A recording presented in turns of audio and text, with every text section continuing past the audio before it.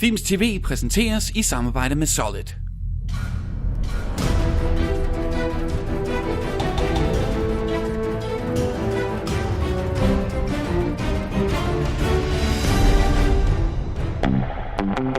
Six years ago, this was all just sand and mosquitoes. Now it's the Miramar Playa. You built the palace. It's time to be king. I'm Ike Evans. I'm the queen. 2 nightclubs, movie theater, built a city. I'm back 2 days, and already I hear you've got union problems. What do you want? I got half. I want the rest. No, the Miramar. Mine. Tv-serien Magic City er blevet beskrevet som en sammensmeltning af The Sopranos og Mad Men, og man kan godt se hvorfor. Denne tv-føljeton om den kriminelle underverden i 1950'ernes Miami er nøjagtigt lige så billedskønt i sit tidsportræt som Mad Men, og ligesom The Sopranos dykker Magic City godt ned i mafiaens uhumske gerninger. Det er en underholdende, velspillet serie med masser af karismatiske antihelte og slyngler og flotte damer. Og den 15. juni var der premiere på seriens anden sæson på HBO Nordic. På hbonordic.com kan du læse meget mere om, hvordan du får adgang til tjenesten og alt den spændende indhold. Og som det eneste danske medie deltog Filmz TV forleden i en telefonkonference med seriens bagmand Mitch Glazer, samt skuespilleren Danny Huston, der endnu engang brillerer i rollen som en nederdrægtig skurk, ligesom han gjorde som vampyr i 30 Days of Night og som morderisk cowboy i The Proposition. I Magic City spiller Huston en mafioso med det kulørte navn Ben Diamond, som krydser klinger med seriens hovedperson Ike Evans, der forsøger at tvinge mafiaen ud af sin hotelvirksomhed. Det er selvfølgelig lettere sagt end gjort, og i den splinter nye sæson 2 får Ike endnu mere modstand, takket være Ben Diamonds grufulde chef, som spilles af ingen ringer end Sonny Corleone himself, altså naturligvis James Caan. It's so awesome that you've gotten James Caan on board for the second season. He's such a great, terrific actor.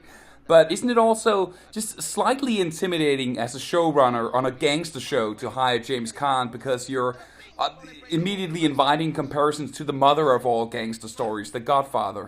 You know, it should be, I guess, but he's such a spectacular actor and hasn't really done that character so much since.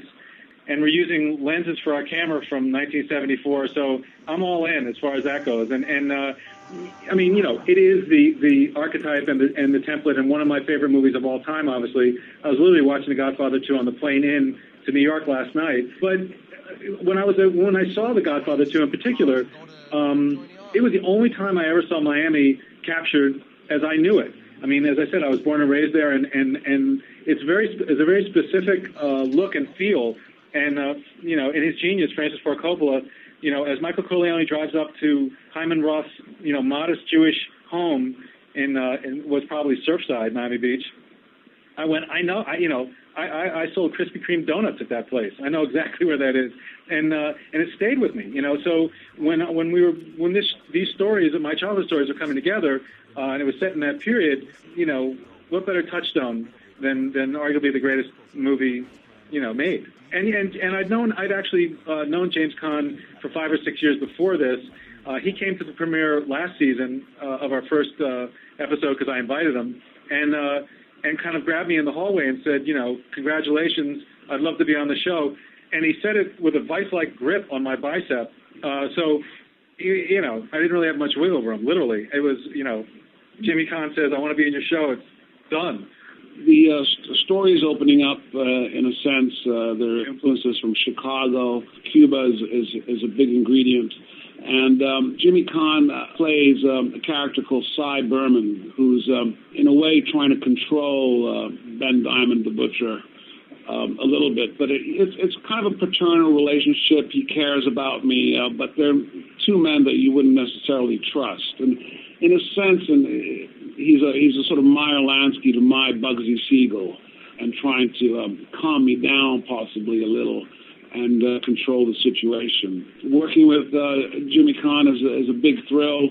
It's almost like working with the real deal. He's a wonderfully present actor, and I think he brings a lot of authenticity to the piece.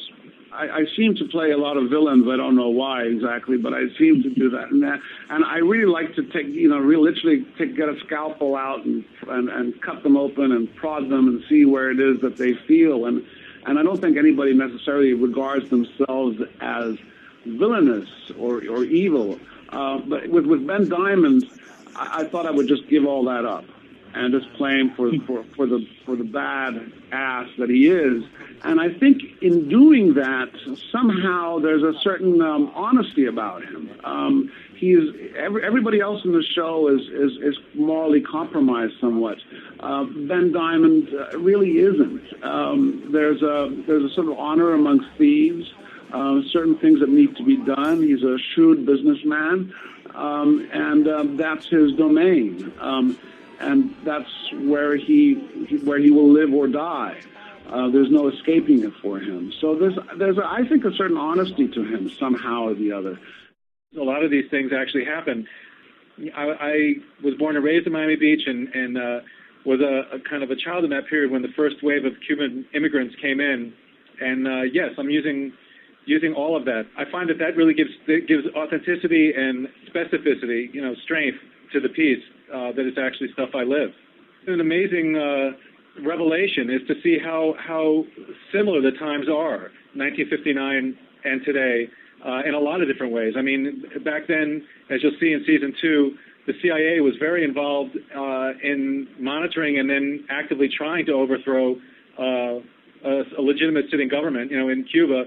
And we're aware now of the CIA being much more muscular in foreign politics as well, with drones and this and that, and international politics. I mean, when I was writing a lot of last season about the gambling, Ben Diamond's and the mob's idea to bring gambling into Miami Beach, literally the Miami Herald newspaper building was sold to a Malaysian concern on spec in the hopes that there was going to be gambling in Miami Beach, which is being voted on in the state legislature as I was writing about that exact thing happening in 1959.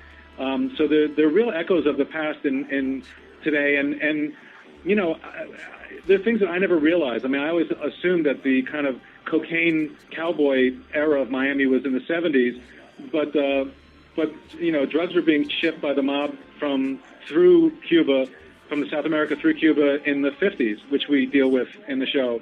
The more things change, the more they stay the same, apparently.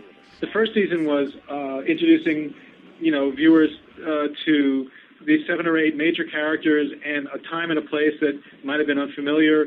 And so there was a lot. There was setting the table, setting these stories in motion. And in the second season, I get to unleash them, and they really come out of the gate hard and fast and at each other. And because now we know all the players and the pressures, and it was a great release for me as well. Husk, at du kan finde alle vores tidligere Filmz TV-udsendelser på Filmz under Filmz TV-fanebladet, og også på videovideo.dk, i iTunes og via vores gratis video-app.